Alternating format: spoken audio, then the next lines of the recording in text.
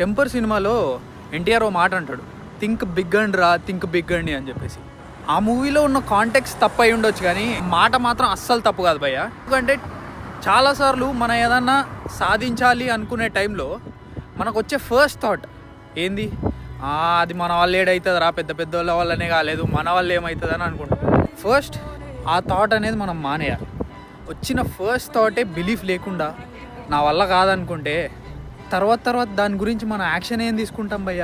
ఈ brain should think that okay ఇది నేను చేయగలుగుతాను, నా వల్ల అయ్యిద్ది, ఖచ్చితంగా నేను ఇది సాధిస్తాను అనే మైండ్ సెట్తో ఉన్నావు అనుకో, ఎంత పెద్ద గోల్ అయినా నీకు చిన్నగానే అనిపిస్తుంది. ఎంత పెద్ద గోల్ అయినా నువ్వు అచీవ్ చేయగలిగే సత్తా నీకు వస్తుంది. మోస్ట్ టైమ్స్ ఏమైపోతుంది అంటే మన చుట్టూ ఉండే లోకం మనల్ని ఎలా పెంచుతుంది అంటే we are condition to think small, to think little. మనం పుట్టింది, మన ఈ లోకంలోకి వచ్చింది మనకున్న టైంకి, మనకు దేవుడు ఈ టైం ఇచ్చింది చిన్నగా లిటిల్గా థింక్ చేయడానికి కాదు. థింక్ బిగ్ అండి, అచీవ్ బిగ్ అండి, అది చేసుకో.